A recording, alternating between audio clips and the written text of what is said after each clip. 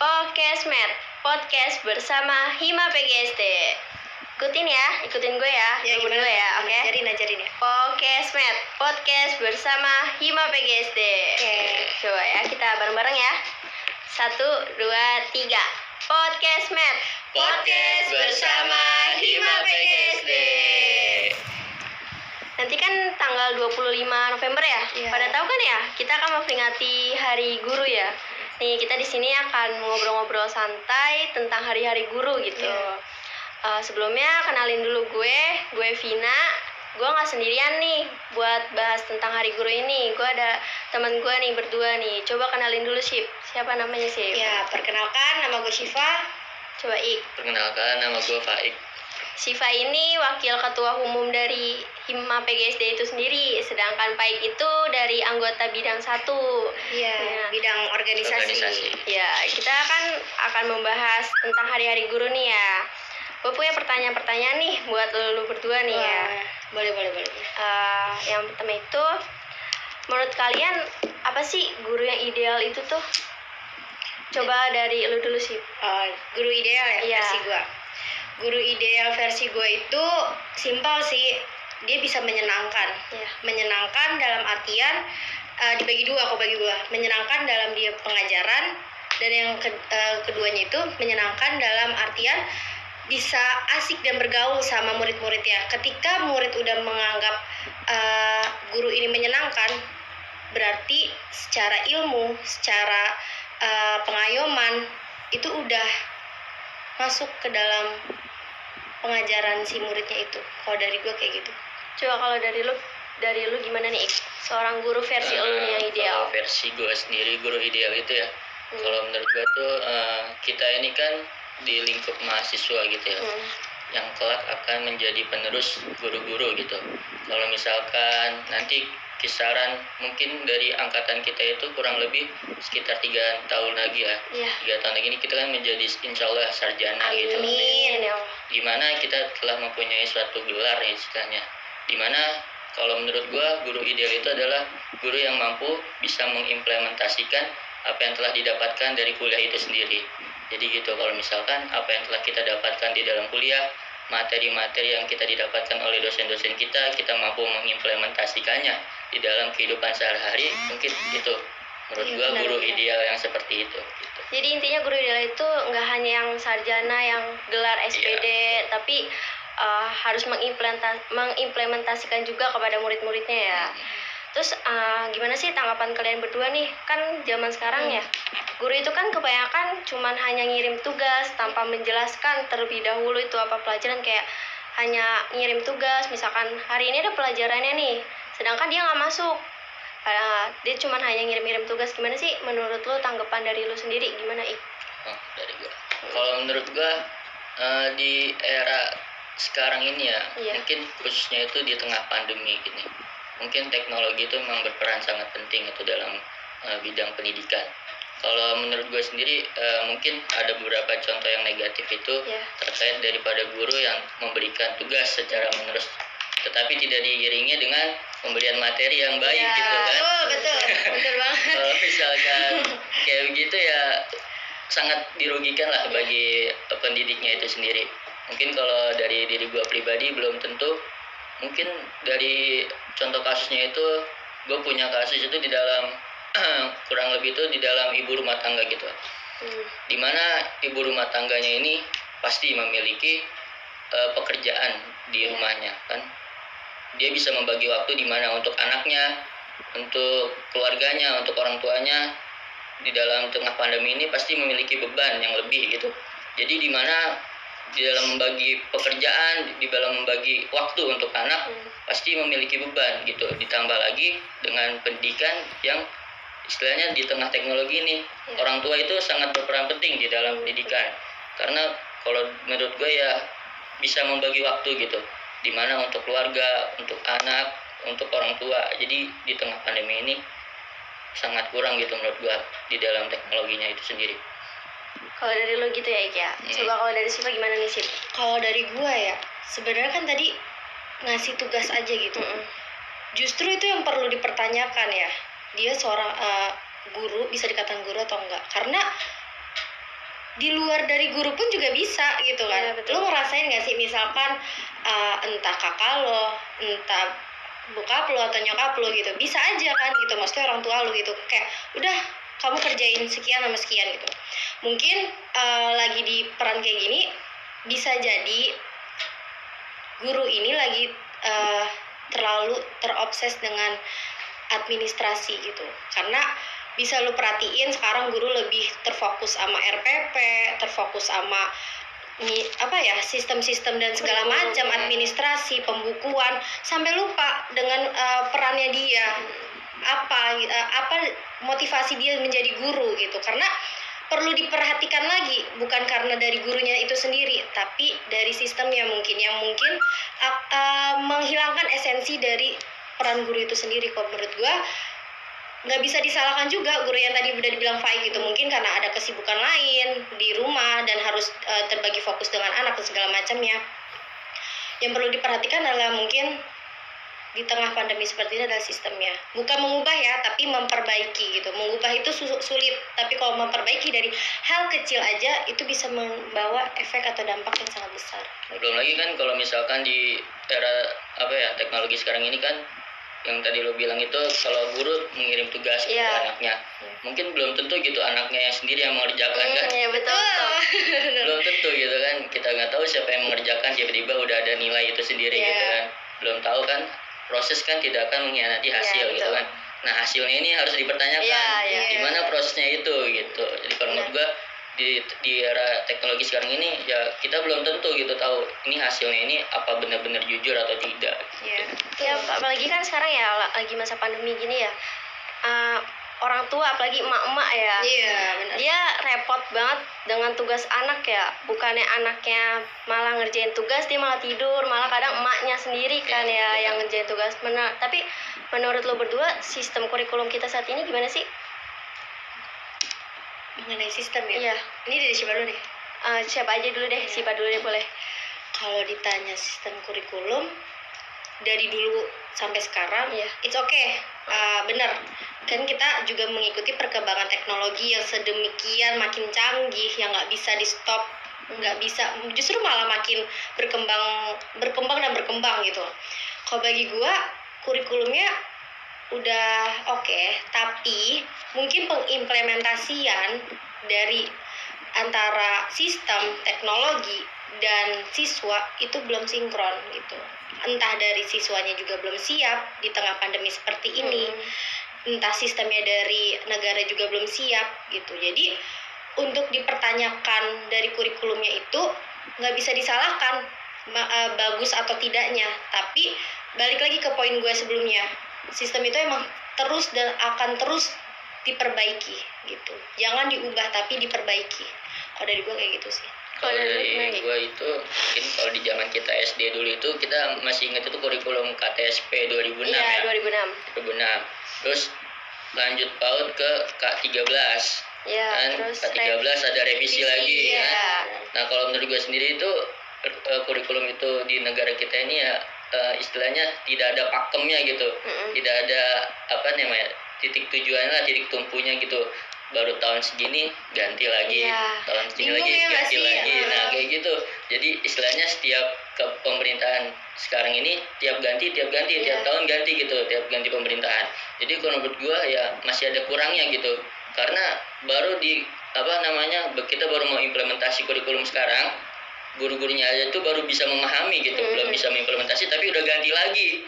Kan udah ganti lagi. Jadi bingung gitu mau kurikulum yang mana yang kita pakai. Jadi menurut gua gitu terlalu banyak pergantian kurikulum gitu. Apalagi kan ya guru-guru sekarang kan rata-rata udah orang tua ya.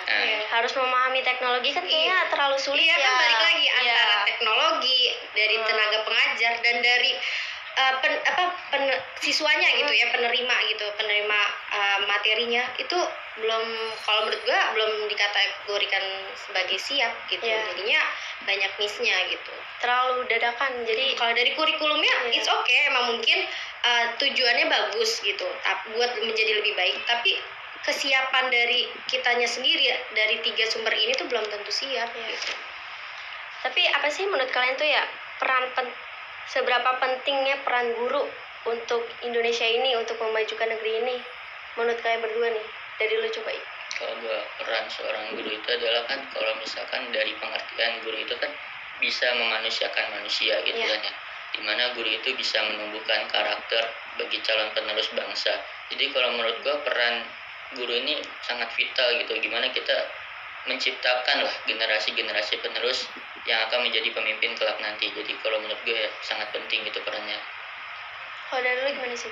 Iya, kalau ditanya penting ya penting, Penting. karena mau jadi presiden, mau jadi insinyur, itu butuh namanya guru. Bayangkan kalau kita nggak memiliki guru, karena guru ini emang bener-bener ngajarin dan emang sumber dari awalnya itu emang dari guru gitu kan. Nggak mungkin siswa bisa berhasil tanpa adanya guru gitu. Jadi kalau menurut gue buat negara ya emang pendidikan yang penting, emang pendidikan paling penting, karena pendidikan itu juga senjata utama buat negara itu maju sendiri gitu. Buat apa kalau misalkan yang lainnya maju, pendidikannya enggak? Perlu dipertanyakan gitu kan. Ada salah satu jenderal gitu di perang Jepang ketika dibomnya kota Hiroshima dan Nagasaki gitu, Iya. pada tahun 1945. Beliau itu mengatakan, bertanya kepada bawahannya, bukan bertanya berapa jumlah warga kita yang Iya, meninggal, betul. tetapi dia menanya berapa jumlah sisa guru kan. Guru yang ditanya berapa jumlah sisa guru yang masih hidup gitu. Jadi begitu pentingnya sekali guru, karena beliau itu merasa kita ini kalah dari Amerika itu karena kita tidak belajar gitu. Iya, iya. Jadi beliau malah menanyakan berapa jumlah sisa guru yang Iya, tersisa benar, gitu. benar. Tapi kan sekarang ya rata-rata guru misalnya mengajar dengan baik nih, tapi ternyata orang tua menilai guru tersebut gak baik nih, dikit-dikit lapor, kan ada ya kasus-kasus seperti itu ya. Gimana sih menurut tanggapan kalian nih yang sebagai calon guru nih? Apa sih maksudnya, kita yang salah atau emang orang tuanya yang terlalu gimana gitu? Menurut kalian tuh gimana tuh? Tanggapannya ya Iya. terkait kasus yang kayak gitu. Jujur aja ya, gue pribadi lebih respect dan lebih suka dengan sistem yang dulu ya, dengan moral itu lebih penting gitu. Iya, ketimbang nilai ya. Iya.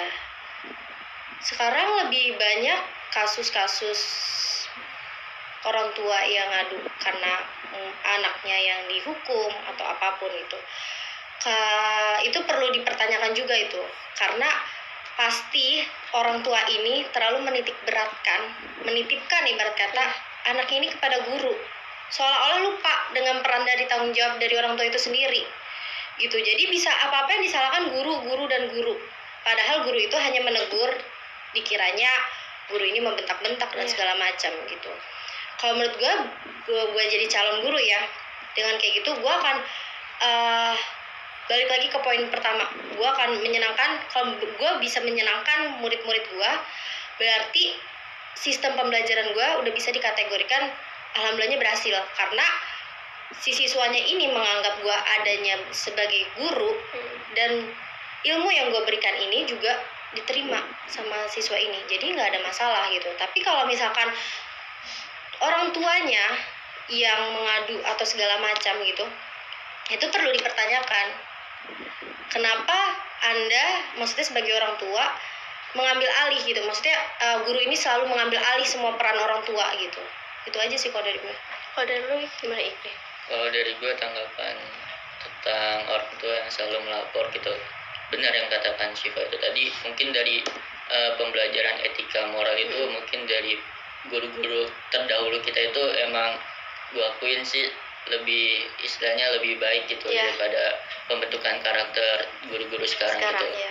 Karena kalau menurut gue ya, kalau misalnya pelaporan guru-guru yang telah dalam tanda kutip itu mungkin kan dalam kekerasan fisik kepada anak itu, pasti kalau misalkan ada pelaporan ini kan tidak mungkin ada sebabnya gitulah, intinya ada sebabnya.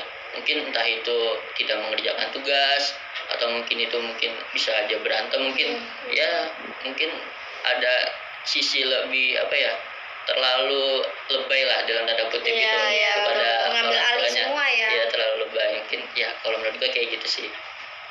Ya sih, gimana ya, gimana mau maju kalau misalkan orang tuanya itu ikut ambil alih juga. Iya, menitip beratkan lah semuanya ke guru gitu. Terus kan ini kan lagi di zaman pandemi ini ya, era pandemi, apa-apa serba teknologi. menurut lu pada nih ya, yang lu lihat guru-guru yang udah ada, tantangan apa sih yang lu lihat nih sebagai guru gitu dalam sistem pendidikan yang di era ini, yang teknologi ini yang serba dadakan, istilahnya tiba-tiba pandemi gitu. Gimana menurut lu, dari lu dulu, Dari gue sendiri itu istilahnya ke dalam realitanya, dalam kehidupan sehari-hari itu yang pasti kan yang tadi lu bilang itu guru-guru sekarang itu istilahnya udah usia-usia lanjut lah, dimana pasti memiliki keterbatasan di dalam teknologi gitu. Kalau menurut gue ya itu karena mungkin dari faktor usianya, dari faktor kegaptekan dalam tanda kutip ya, kegaptekan dalam teknologi, mungkin itu yang menjadi salah satu alasan. Karena di tengah pandemi ini kita semua serba dadakan, serba teknologi, istilahnya serba tatap maya gitu, menjadi keterbatasan di dalam guru-guru yang lanjut usia. Benar. Karena itu sih mungkin menurut gua. Coba kalian Ya gue nambahin aja ya. Bener yang dibilang Faik juga. Sebenarnya nggak ada yang mau nggak sih? Ada nggak sih yang mau di tiba-tiba sistem kita yang offline jadi online dadakan? Semua akan kaget gitu. Betul, Gak betul. hanya dari satu pihak aja, dari sistem pendidikan, kesehatan pun juga seperti itu kan, serba dadakan dan segala macam. Ya emang kalau di tengah pandemi seperti ini, justru malah tantangan terberatnya adalah guru diambil alih dengan teknologi. ya Sekarang teknologi juga bisa menjadi guru gitu. Malah anak-anak lebih fokus mengerjakan apa-apa dari gadget, dari chat atau dari WA dan segala macam, dari grup dan segala macam gitu, tanpa memperhatikan gitu. Kalau kita tuh punya guru gitu, bayangin aja misalkan contoh pribadi ya, di pandemi kayak gini kita aja nggak ketemu sama dosen kita yang baru gitu kan. Ada juga yang dosen yang mohon maaf tiba-tiba kita udah UTS aja, udah UAS aja, betul. tanpa kita tahu sosok dosen ini gitu. Ngerasa peran dari guru ini diambil alih semua di saat pandemi ini sama gadget, sama teknologi gitu. Apalagi sekarang kan banyak Tantangan ya terberatnya. aplikasi-aplikasi yang memindahkan guru jadi di dunia maya gitu ya. Apalagi sekarang kan lagi begini ya, kita tanpa belajar pun tinggal tanya ke Google juga udah ada jawaban. Nah kan kita kan akan memperingati nih ya nanti ya tanggal 25 November setiap tahunnya Hari Guru. Menurut lo tuh penting gak sih harus dirayain atau gimana? Harus banget dirayain Hari Guru itu atau gimana menurut lo? Gimana Kalau dari gue ya pasti Hari Guru Nasional itu ya pastilah kita harus adain lah setiap tahunnya. Karena di sana itu ya sebagai penghargaan lah untuk guru-guru kita yang telah meluangkan waktunya, tenaganya, baik itu pengetahuannya kepada kita, sehingga itu menjadi suatu apresiasi lah, penghargaan buat dia. Kalau di sini gue bukan hanya guru ya, gue menitik beratkan bukan hanya guru saja. Mungkin dari sisi bantuan-bantuan yang lain, entah itu komite, mungkin komite sekolah kan, mungkin kan ada yang lebih berperan itu adalah tata usaha kan. Berperan sebagai administrasi guru-guru itu sendiri. Mungkin di sini gue lebih menitik beratkan kepada bukan hanya guru saja yang kita harus nomor satukan, tetapi juga ada bagian-bagian lainnya. Mungkin itu komite sekolah yang berperan penting untuk membantu guru, entah itu TU kan, untuk membantu administrasi guru. Jadi di sini gue lebih berperan kepada bukan hanya guru saja, tetapi ada sisi-sisi lain yang harus kita ketahui itu sendiri gitu. Kalau dari lo gimana sih? Kalau dari gue ditanya penting atau enggak, penting. Tapi kalau ditanya untuk sehari aja, kalau menurut gue enggak. Karena guru ini akan terus mengalir gitu jasanya gitu. Makanya disebut pahlawan tanpa tanda jasa. Kalau begitu harinya pun juga nggak ada. Hari cuma satu hari gitu. Tapi kalau ditanya untuk tanggal spesifiknya 25-nya, wajib gitu. Karena kita benar-benar kayak mengapresiasi dan menghargai semua jasa-jasa para pahlawan kita yang udah memperjuangkan pendidikan yang ada di Indonesia gitu. Tapi kalau untuk dirayakannya, kenapa maksudnya untuk mengingat memorialnya gitu, itu harus setiap hari gitu. Sama seperti contohnya Hari Ibu. Kenapa hanya satu hari? Sedangkan jasa-jasa ibu aja tuh udah setiap hari gitu. Mungkin tanggal ini sebagai yaudah pengingat aja gitu. Tapi kalau buat memorialnya gitu, kalau bagi gue Hari Guru adalah hari setiap hari gitu. Kayak penting banget. Gue mau nanya ke pribadi nih. Lo itu masuk jadi jurusan PGSD terutama ya. Itu emang dari hati nurani atau emang gimana gitu? Waduh. Seru. Apalagi nih ya seorang cowok ya, laki-laki gitu ya, jarang gitu ya yang mau menjadi guru, apalagi guru SD gitu. Kenapa sih itu maksudnya ikutin kata hati atau emang disuruh gitu? Coba dari lo dulu, gimana? Kalau yang jelas dari diri gue sendiri ya pastilah yang namanya kuliah, yang namanya kita udah terfokus kepada satu jurusan, ya kalau misalkan itu ya kita harus dari hati gitu. Iya. Kalau kita udah dari hati aja udah setengah-setengah, Betul. kita ngelanjutin ke depannya itu pasti ya udah ya nggak itulah udah nggak 100% yakin gitu. Jadi kalau gue ya udah pasti yakin menjadi guru insya Allah gitu. Kalau dari Syifa mungkin. Ya gimana sih kalau dari lo sih?